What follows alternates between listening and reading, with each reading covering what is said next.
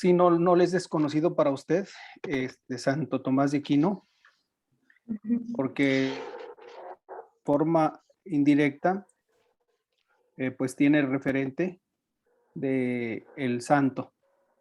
Vamos a comenzar entonces.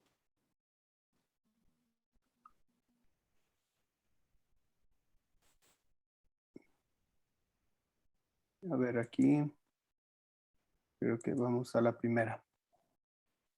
Bueno, hablamos de un santo en el ámbito intelectual, en el ámbito religioso, en el ámbito espiritual, pues yo creo que de lo máximo que la Iglesia Católica Romana hasta hoy en día puede presumir, porque aparte de ser un intelectual, bueno, pues es alguien que aportó eh, mucha ciencia religiosa a todas las congregaciones, que pues malmente algunos dicen que es una teología ya superada.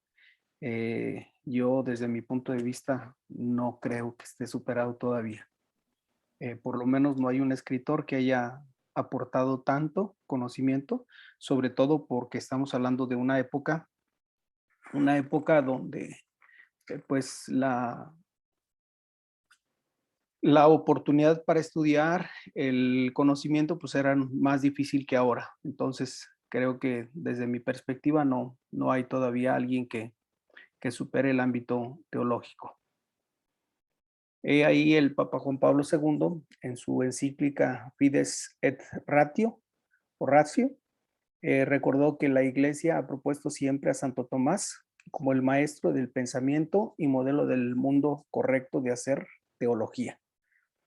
Entonces, por eso, quizá es una de las razones por las cuales es muy importante el escrito de Santo Tomás.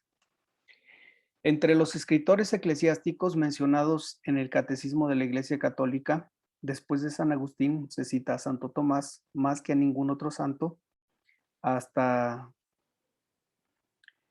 61 veces. Es decir, muchos escritores, teólogos toman como referente la teología o algunas citas de la teología de Santo Tomás.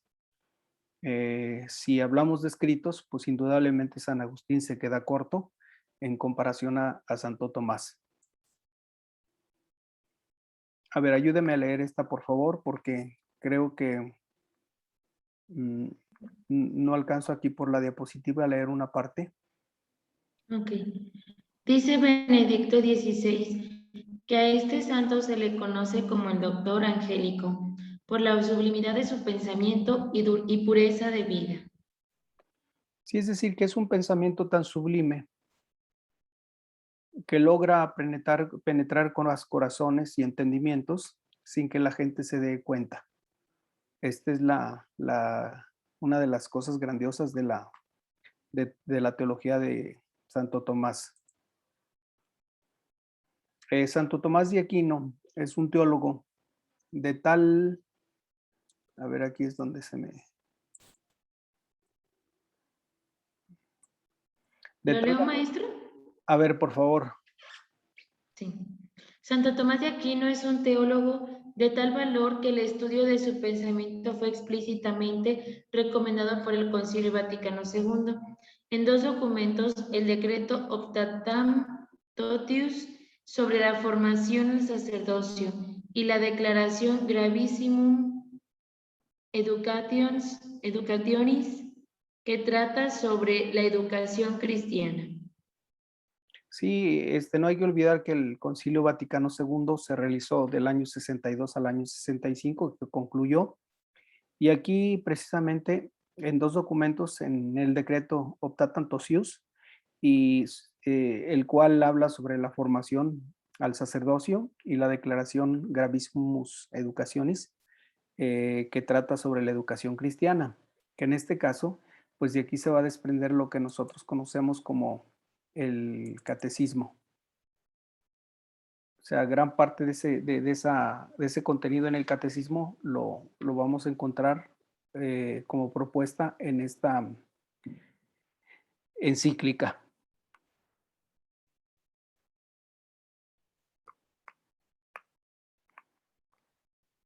A ver, vamos con la siguiente. Buenas noches, profe.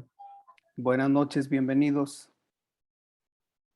A ver, bueno, pues ya tenemos a dos integrantes. Vamos a comenzar con la lectura de la diapositiva, por favor. Alejandro o Santiago, ¿nos ayudan, por El favor? motivo principal de este aprecio reside no solo en el contenido de su enseñanza, sino también en el método adoptado por él. Sobre todo la nueva síntesis y distinción entre la filosofía y la teología. Bueno, no hay confusión entre filosofía y teología. O sea, filosofía es filosofía y teología es teología. Esto suena tan simple, pero la filosofía, acuérdense que se dedica a buscar las últimas causas de todos los fenómenos que son apreciados por los sentidos o por los seres humanos. Y la teología propiamente pues es un tratado en el cual se estudia la relación que existe entre las criaturas y su creador. No podemos entender la teología como el estudio de Dios, porque Dios no es objeto. Entonces no podemos estudiar a Dios porque Él no es objeto, ni es objeto de estudio. Hablamos más bien de esa relación, sobre todo esta relación entre creador y criatura, y sobre todo para entender más lo que es la revelación, lo que Dios trata de revelar al hombre a través de todos los signos de los tiempos.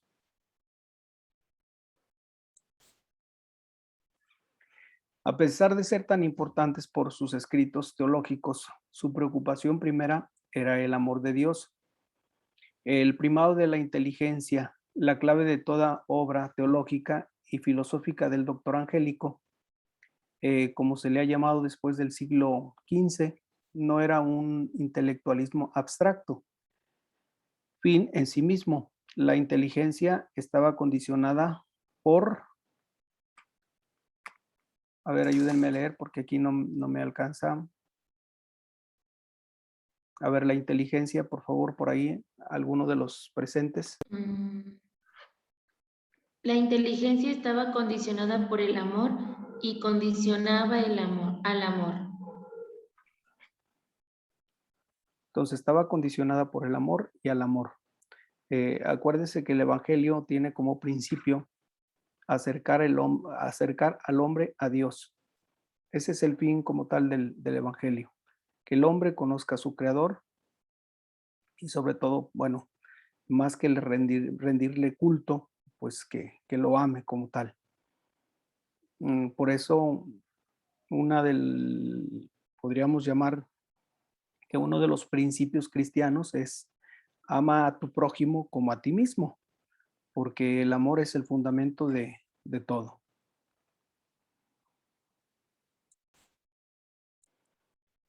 Decía nuestro santo que él había aprendido más arrodillándose delante del crucifijo que en la lectura de los libros. Lo que para muchos es entender que aprende más en la práctica que en la teoría. O algunos estudiantes después de terminar una carrera, pues se dan cuenta que los aprendizajes son más prácticos en el ejercicio que en la teoría. Por eso su secretario Reginaldo afirmaba que la admirable ciencia del Santo Tomás provenía más de sus oraciones que de su ingenio. Este hombre de Dios rezaba mucho y con gran fervor para que Dios lo iluminara y le hiciera conocer las verdades que debía explicar al pueblo. Y por eso, bueno, pues muchos van a buscar, incluso eh, jerarcas van a buscar primero su punto de vista o consultarlo, porque lo consideraban un hombre de mucho conocimiento. A ver, otro lector, Alejandro, por favor. Toma nació entre 1224 y 1225 en el castillo que su familia, noble y rica, poesía en Rocaseca, en los alrededores de Aquino. Es el último hijo varón de una numerosa familia de 12 hijos. Su padre se llamaba Landulfo de Aquino. Bueno, aquí tenemos propiamente una fotografía de lo que fue el castillo de Rocaseca, en esta zona italiana de Rocaseca. Entiéndase que roca seca es precisamente porque hay poca vegetación y donde era quizá un poquito difícil, no estamos hablando de una zona desértica o semidesértica, estamos hablando simplemente de una zona donde debido a la rocosidad no era posible el crecimiento de tanta vegetación como tal.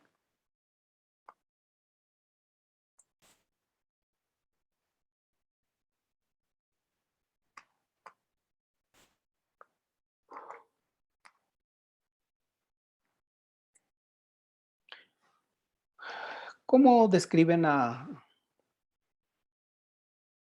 este santo? Bueno, lo describen como una persona alta, grueso, es decir, ancho de espaldas, bien proporcionado, frente despejada, porte distinguido, una gran amabilidad en el trato y mucha delicadeza de sentimientos. Es como van a describir a este santo. Cerca del castillo donde nació estaba el famoso convento de los monjes benedictinos de Montecassino. Acuérdense que las universidades van a nacer a partir de este nacimiento de los monasterios. O sea, dentro de los mismos monjes, desde antiguos se dedicaban a la oración, al trabajo y al estudio. Entonces eran Profe, personas. Mande, lo escucho. ahí le pido una pequeña disculpa por la interrupción. Me comenta, creo, Marisol, que dice que pues ayer tuvo un accidente en el trabajo y que está en el seguro, que por eso no entró.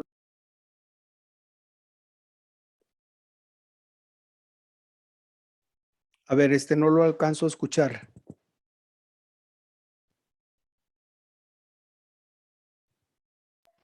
Es que Que creo que... Maris, Ajá. ¿me puedes decir, Fátima? Es que se me corta el internet. Sí, es que se le va el internet a Alejandro, maestro.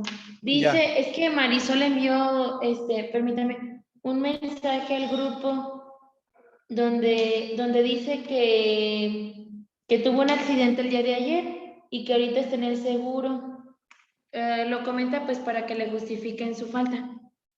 Bueno, muy bien, no hay ningún De inconveniente. favor. Sí, Sí, maestro, claro que gracias. sí. Gracias. Bueno, entonces continuamos. ¿Quién estaba leyendo, Alejandro?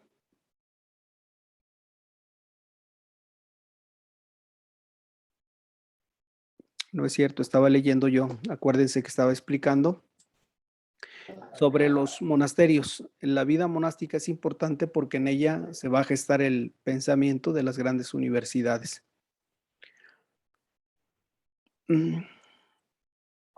Los monjes le enseñaron a meditar en silencio y es el más piadoso, meditabundo y silencioso de todos los alumnos del convento. Lo que lee o estudia lo aprende de memoria con una facilidad portentosa. Eso no lo dice él, eso lo dicen algunos monjes que lo conocieron. Algunos años más tarde se trasladó a la capital del reino de Sicilia, Nápoles, donde Federico III había fundado una prestigiosa universidad y en ella se enseñaba sin las limitaciones vigentes, entre otras partes, el pensamiento del filósofo griego Aristóteles, en quien el joven Tomás fue introducido y cuyo gran valor intuyó inmediatamente. No hay que olvidar que todavía es una época donde está prohibido recurrir a los estudios de la filosofía griega porque tienen un perfil racionalista. Y este perfil racionalista, bueno, pues no va a ser aceptado dentro de la academia cristiana, porque pues hay mucho desconocimiento. Sin embargo, en algunas instituciones, bueno, ya se tenía esta entronización a la filosofía griega y por ello, bueno, Santo Tomás va a ser uno de los pioneros. En Nápoles nació su vocación dominica. Tomás quedó cultivado por el ideal de la Orden de Santo Domingo, quien había fundado pocos años antes. Cuando vistió el hábito dominico, su familia se opuso a esa elección. Es decir, pues no querían de Santo Tomás un religioso, querían un hombre de negocios quizá, o un hombre con otras aficiones. Por ello, esta segunda parte es así que huyó hacia Alemania, pero por el camino es sorprendido. Sus hermanos que viajaban acompañados de un escuadrón de militares y lo ponen preso, es decir, emboscaron a todos los que iban allí y ahí entre ellos, bueno, pues iba Santo Tomás y entonces, bueno, pues también se lo llevan preso a él pensando que era militar. Lo encierran en una prisión del castillo de Rocaseca. Para esto, bueno, pues se sabe que este castillo perteneció a la familia, entonces propiamente quien debió planear esta detención, pues debió posiblemente ser la familia. Tomás aprovecha su encierro de 2 años en la prisión para aprenderse de memoria muchísimas frases de la Biblia y para estudiar muy a fondo el mejor tratado de teología que había en ese tiempo y que después se le explicará muy bien en la universidad, porque no hay que olvidar que va a ser catedrático e incluso va a tener, pues era rarísimo tener cátedra en ese tiempo, si no se tenía alguna especialidad. Y el caso de él, bueno, pues lo va a ofrecer como tal. A ver, otro lector, Alejandro.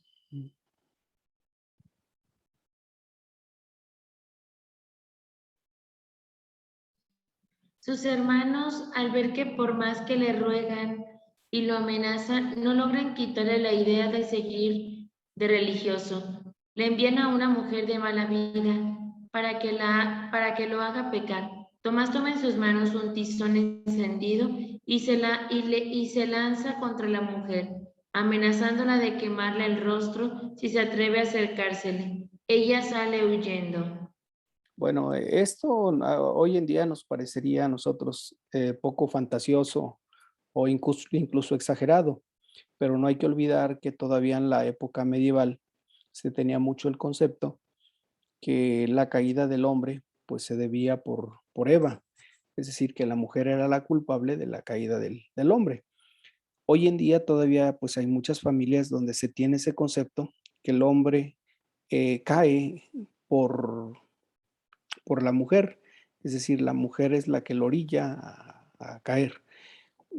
Si somos realistas, nos vamos a dar cuenta que no es así, y no es así porque, pues acuérdense que todos somos sujetos que tenemos una voluntad y esta voluntad la ejercemos por nosotros mismos. O sea, yo decido sobre mí y decido sobre mis actos. Entonces no puedo decir, es que me orilló, es que me provocó, es que no, nada, ¿no? Es decir, no hay ninguna justificación, pero digo, vuelvo a repetir, mucha gente todavía lo justifica y entonces culpa a la mujer de todos los males que suceden. O no sé, posiblemente yo estoy fuera de contexto. Dentro de su experiencia, ¿qué es lo que han visto ustedes? Sobre esto que relata ahí en la diapositiva. Sí, sobre la costumbre de culpar a la mujer por por los errores del hombre.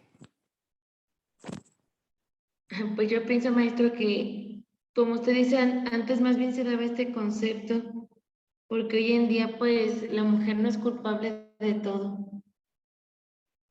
Sí, pero, tristemente en algunos ambientes familiares la siguen Sí, se acusando, sigue teniendo esta costumbre. pero la Ujú. realidad es que nosotros, cada uno de nosotros tenemos una voluntad que podemos ejercerla en cualquier momento.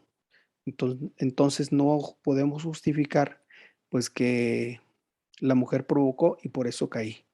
Bueno, caíste porque quisiste caerte, pero no porque te hayan hecho caer.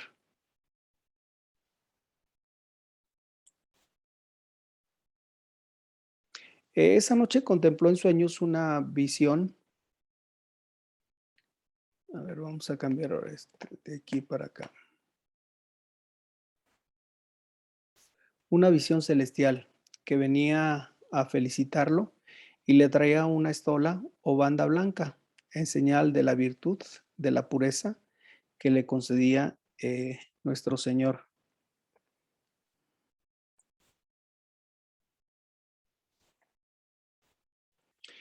En 1245, ya puesto en libertad, va a París para estudiar teología bajo la guía de San Alberto Magno. No hay que olvidar que San Alberto Magno pues, fue otro de los personajes santos de la Iglesia romana, que es reconocido por sus escritos, pero sobre todo por su sabiduría.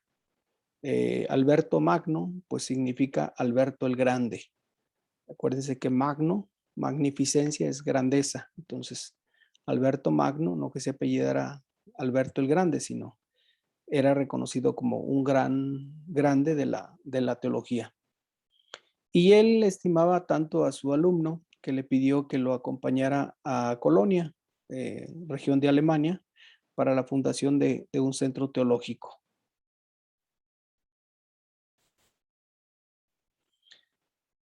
Al principio los compañeros no imaginaban la inteligencia que tenía Tomás, y al verlo tan robusto y siempre tan silencioso, en las discusiones le pusieron de apodo el buey mudo. Pero un día uno de sus compañeros leyó los apuntes que este joven estudiante y se los presentó al sabio profesor San Alberto. Al leer, les dijo a los demás, le dijo a los demás estudiantes: ustedes lo llaman el buey mudo, pero este buey llenará un día con sus mugidos el mundo entero. Y pues tuvo mucha razón. Vuelvo a repetir, pues es una teología que está vigente y que ahí está para todos los estudiosos de esa ciencia. Sus compañeros de ese tiempo dejaron de este comentario: la ciencia de Tomás es muy grande, pero su piedad es más grande todavía. Pasa horas y horas rezando en la misa. Después de la elevación, parece que estuviera en el paraíso, y hasta se llena el rostro de resplandores de vez en cuando mientras celebra la Eucaristía. En realidad, pues es difícil imaginar todo esto, pero pues aquellos que lo vieron son los que dan testimonio. A ver, Fátima, ayúdeme, por favor. En ese tiempo, Tomás entró en contacto con todas las obras de Aristóteles y de sus comentaristas árabes, que San Alberto ilustraba y explicaba. Bueno, estos comentaristas los tenemos aquí. A ver, por favor. Ciertos ambientes se sentían inclinados a rechazar a Aristóteles por la presentación que de ese filósofo había hecho los comentaristas árabes Avicena y Averroes. Acuérdense que unos de ellos son árabes, entonces ellos no tenían esa prohibición de conocer los escritos, fueron los primeros que los escribieron, y a través de ellos van a llegar estas lecturas a Santo Tomás. Ya les decía que era una corriente filosófica de los griegos que era rechazada por las mismas instituciones eclesiásticas. A ver, Alejandro, por favor.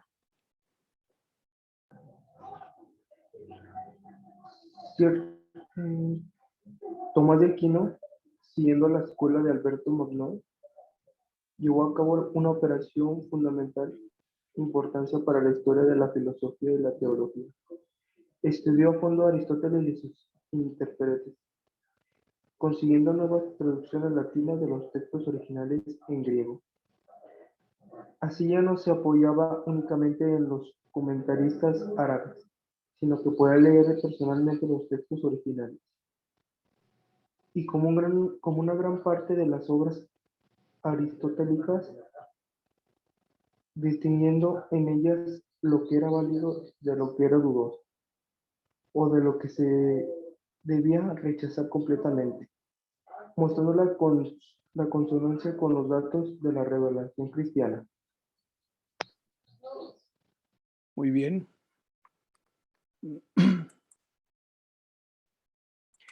Tomás de Aquino mostró que entre fe cristiana y razón subsiste una armonía natural. Mostraba que lo que parecía razón incompatible con la fe no era razón y lo que se presentaba como fe no era fe, pues se oponía a la verdadera racionalidad. Así creó una nueva síntesis que ha formado la cultura de los siglos sucesivos.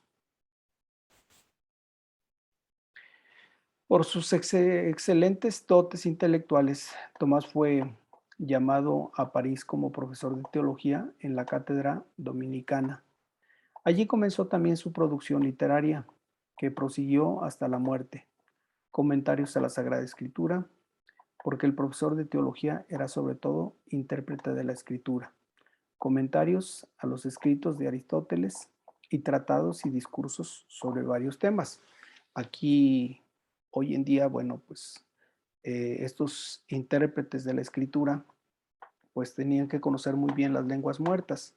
Hoy en día se les conoce como exégetas, aquellos que tienen esta facultad y capacidad para interpretar los escritos sagrados. Por eso no es muy bien aceptable o aceptable que existan personas que vayan y toquen la puerta y digan, te vengo a traer la palabra de Dios y decirte, mira, la palabra de Dios dice esto. Están haciendo interpretaciones, personas que con todo respeto, bueno, pues no tienen una preparación teológica, mucho menos de lenguas, como para decir la escritura o la palabra de Dios dice esto. Sería válido si dijeran, bueno, la palabra de Dios dice esto para mí, pero así para decirnos, es que la palabra de Dios dice aquí esto y tú estás mal, ¿no? Porque tú no la estás cumpliendo. Entonces, eso es lo único que no sería aceptable el día de hoy. Que alguien sin preparación alguna, pues comience a decir que va a interpretar la escritura, porque aparte, bueno, pues es compleja y fueron escritos que se escribieron hace muchos años, los cuales requieren de cierta interpretación. Para la composición de sus escritos, cooperaban con él algunos secretarios, principalmente el hermano Reginaldo de Piperno, quien lo siguió fielmente y al cual lo único, perdón, y el cual lo unía una fraterna y sincera amistad, caracterizada por una gran familiaridad y confianza. Santo Tomás escribía cosas hermosas sobre la amistad. Y esto, bueno, pues lo podemos conocer nosotros en lo que es la suma, perdón, la suma teológica.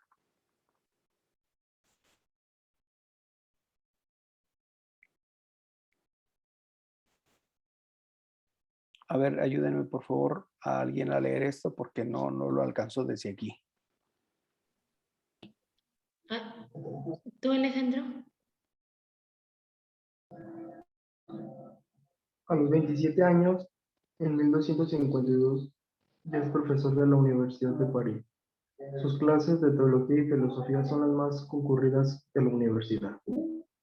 El rey San Luis lo estima tanto que lo consulta en todos los asuntos de importancia. Y en la universidad es tan grande el prestigio que tiene y su ascendiente sobre los demás, que cuando se trataba de una enorme discusión acerca de la Eucaristía, no logran ponerse de acuerdo. Al fin de los bandos aceptan que sea Tomás de Aquino el que haga de árbitro y que diga la última palabra. Y lo que dice es aceptado por todos los por todos, sin excepción. Muy bien. Vamos. No permaneció mucho tiempo ni establemente en París. En 1259 participó en el capítulo general de los dominicos en Valenciennes, donde fue miembro de una comisión que estableció el programa de estudios en la orden. Es decir, hoy en día se le llama diseño curricular. Es decir, diseñaron las materias, lo que se iba a estudiar para, para esa universidad.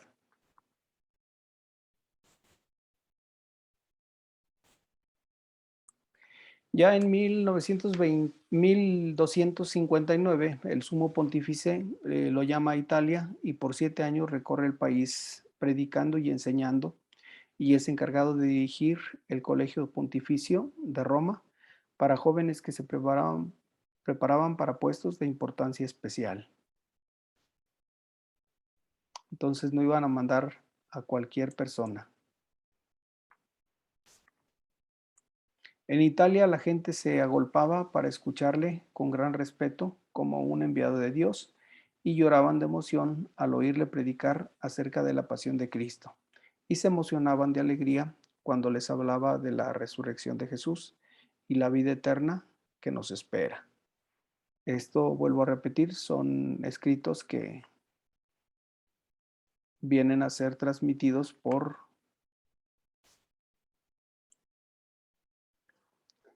aquellas personas que lo conocieron. A ver, Fátima, por favor.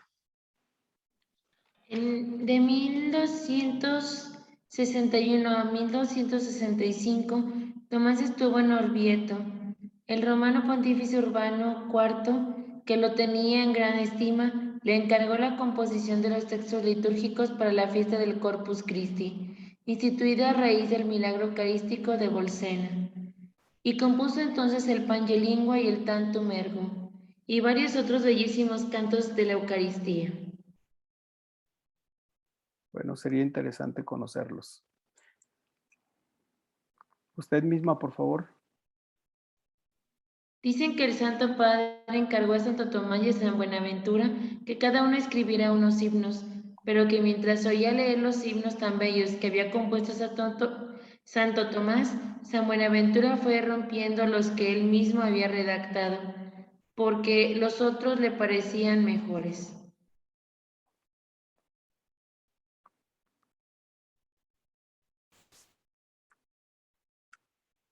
A ver, Alejandro.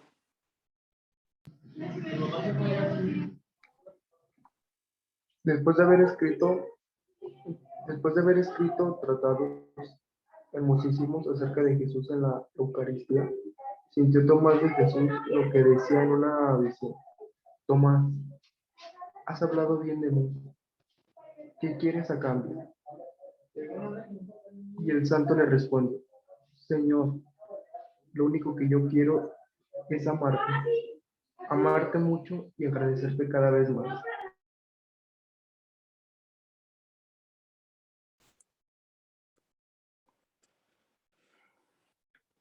De tal manera que se concentraba en los temas que tenía que tratar, que un día, estando almorzando con el rey, de pronto dio un puñetazo a la mesa y exclamó: ya encontré la respuesta para tal y tal pregunta.